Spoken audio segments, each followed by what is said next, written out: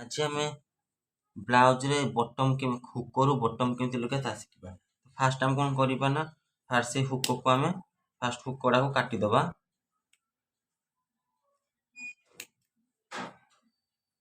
आपण मैंने मार्केट रे एमती गोटे कईच को काटी सारा पर ये बड़ कईच रे केबे काटबेनी कारण से परफेक्ट काज आसेनी। काज काटिया एमती गोटे कईच मिलूची आपण मैंने मार्केट रे बहुत भलसे पाइबे। तो फास्ट कौन करेंगे ना यही जो गोटे हुक लगी तो से कटे आम काज करवा।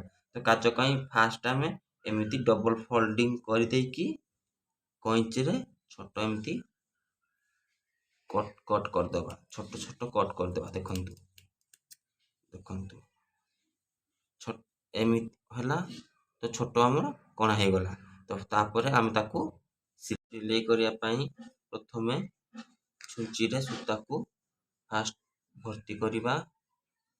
देन ताकू डबल फोल्डिंग करिकी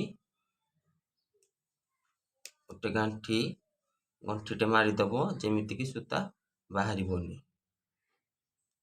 देन ताकू कौन छुंची रे फास्ट सूता को पूरेकी करदबा। देन देखु ये आम जो काज काटा है तो फास्ट कौन करेंगे ना से काजर मझीरे फास्ट तल पाखे छुंची की पूरेबे।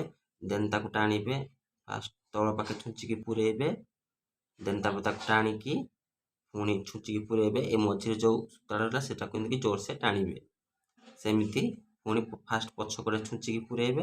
देन सूता को टाणिकी मझी पाखे जो मझीरे से आउे छुंची पूरेकी जोर से टाणिबे। पुणी सेमती करिकी टोटाल करेंगे फास्ट केयरफुल देवे जेमती टिपरे छुंची न लगी जाए। एमती करिकी टोटाल को करेंगे। देखु बहुत इजी फास्ट तल पाखे छुंची पूरेबे। देन ताकू ऊपर पाखू आनिकी ये करेंगे।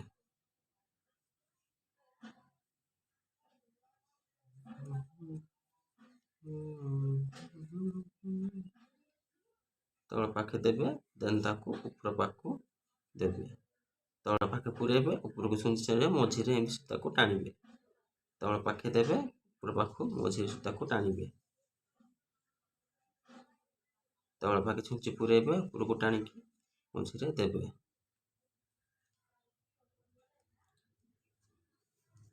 बस के देखु बहुत केते जल्दी आमर काज सरीगला। देन ताकू आउ थोड़े सूता देकी ताकू हम काटिदबा। देखु मोर परफेक्ट काज हो जाइए।